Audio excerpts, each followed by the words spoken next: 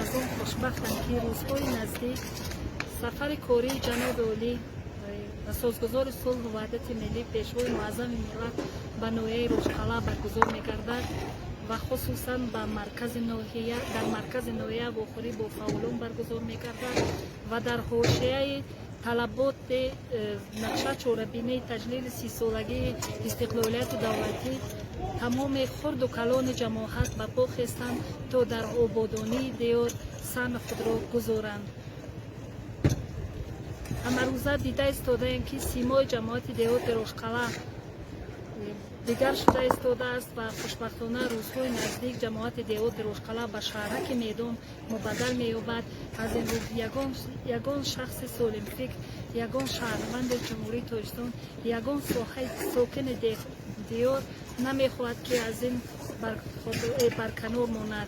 از این لحاظ همه روزه سعی کوشش دارند که دیار ما آباد گردد، خرم گردد، سبز و زیبا گردد. به ناموس نوحه روشقلا از خود بزرگ به حشر برآمدند. ما سابقه‌داران مهنتم یک گوشه نوحه روشقلا را برای گلگشت کردن امروز به حشر برآمده سند خود می‌گذاریم. ما از آن فخر داریم که در طول 30 سال استقلالیت نوحه روشقلا سیمای خود را تماما از سر گذر کرده است. این افتخار همه مردم شریف نوحه روشقلا هست. همین آبادی، سازندگی، مهنت و زحمت پیشوای ملت اساسگزار صلح و وحدت پرزیدنت مملکت محترم امامعلی رحمانی میباشد. ما از آن فخر داریم که ما در مملکتی آرام، مملکتی آباد، در یک گوشه دورترین جمهوریمون مردم آرام است. مردم همه برای آبادی دیار خود، برای آبادی دیار خود میخواهد سهم خود بگذارد و من همه مردم مراجعه دارم.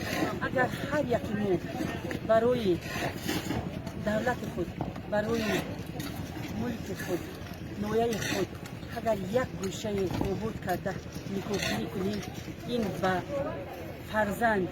فرزند ما میراث میموند و امروز باید یگان نفری نگوید که ما در چنین جای زندگی داریم که یگان چی نداریم.